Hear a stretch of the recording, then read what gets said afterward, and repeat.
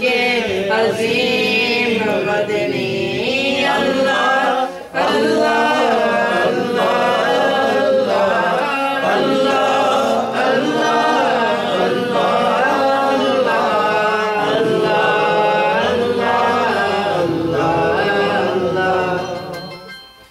پیاری صورت ہنستا چہرہ منہ سے جھرتے پھول پیاری صورت ہنستا چہرہ منہ سے جھرتے پھول نور سراپا چاند سا چہرہ نور سراپا چاند سا چہرہ حق کا پیارا رسول مدنی اللہ اللہ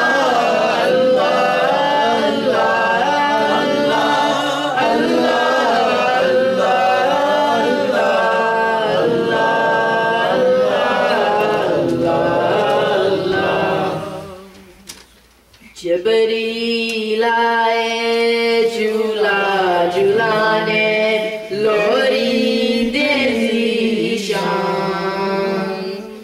جبریل آئے جھولا جھولانے لوری دے ذیشان سو جا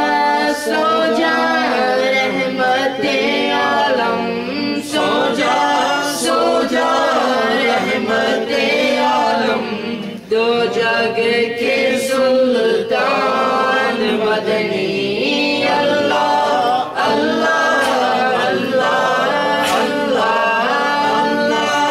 اللہ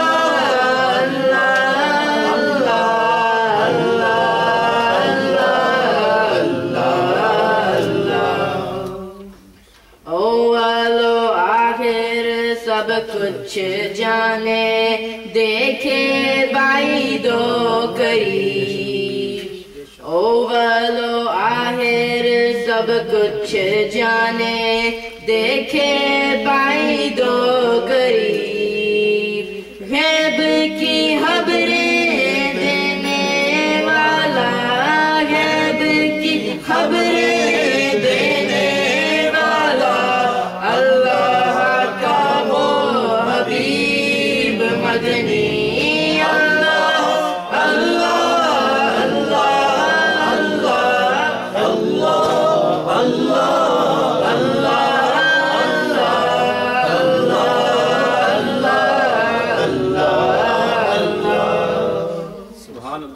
حامد و محمود اور محمد دو جگ کا سردار حامد و محمود اور محمد دو جگ کا سردار جان سے پیارا لاج دولارا جان سے پیارا لاج دولارا رحمت کی سرکار مدنی اللہ اللہ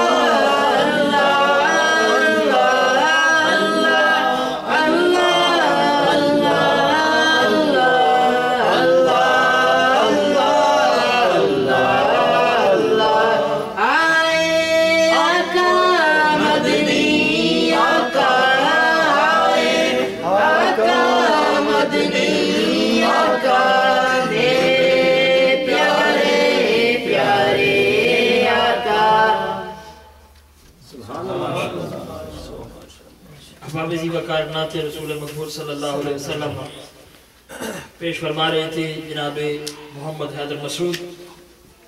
احباب زیبا کار میرے حضور کی آمد آپ نے رب کائنات کا کلام پاک پڑھا ہے. میرا رب فرماتا ہے جب رب کائنات نے ہر شے کو پیدا کیا آپ کو پتا ہے جب ساری روحیں جب ساری ارواح اللہ نے جمع کی اس میں نیک بھی تھے اس میں بد بھی تھے. میرے اللہ نے سب کو جمع کیا ساری ارواح کو جمع کیا اور پھر پوچھا الستو بربکم کیا میں تمہارا رب نہیں ہوں. سب نے بیک زبان کہا بلا کیوں نہیں.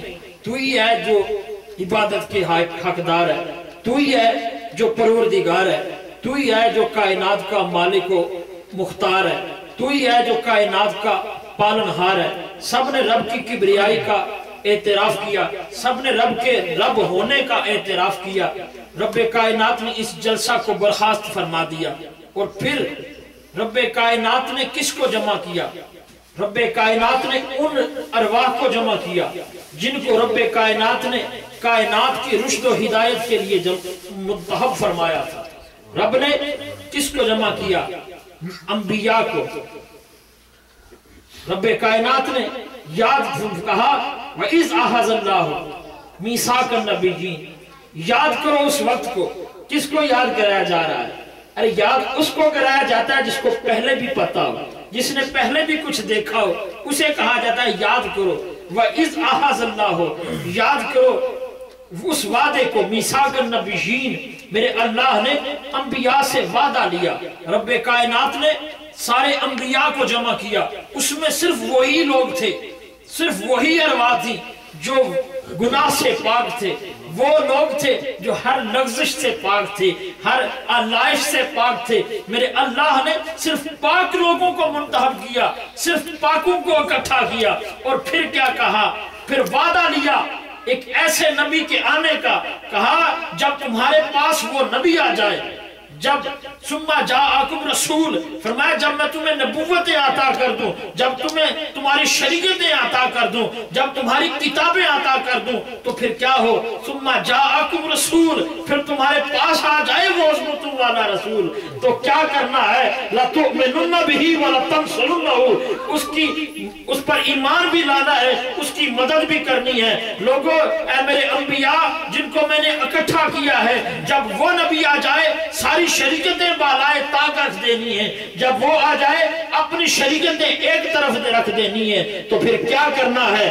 پھر اس نبی پر ایمان لانا ہے، اس نبی کی مدد بھی کرنی ہے۔ اور پھر پوچھا کیا تم سب اس پر گواہ بنتے ہو؟ سب کو اس بات پر گواہ بنایا، اور پھر خود کہا میں تم سب پر اس کا گواہ بنتا ہوں۔ لوگوں، رب کائنات نے نبی کے آنے کا، ثم جاءکم رسول، نبی کے آنے کا تذکرہ کیا، پاکوں کو جمع کر کے۔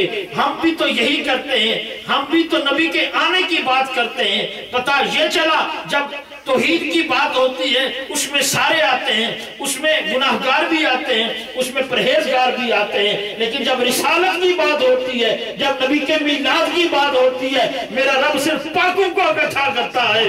پتا چلا جو نبی کے محفل میں آتے ہیں، جو نبی کے میلاد میں آتے ہیں، ان کی ایمان کا رب گواہ ہے، ان کے پاک ہونے کا رب گواہ ہے۔ پتا چلا رب کائنات کے، جس طرح رب کائنات نے پاکوں کو اکٹھا کر کے جلسہ کیا، پاکوں کو اکٹھا کر کے نبی کی آمد کی بات کی، اس لیے جو لوگ بھی اس محفل میں آتے ہیں، رب کائنات اگر پاک نہ بھی ہو، نبی کے میلاد کا صدقہ ان کے دلوں کو پاک کر دیا گیا۔ سبحان اللہ۔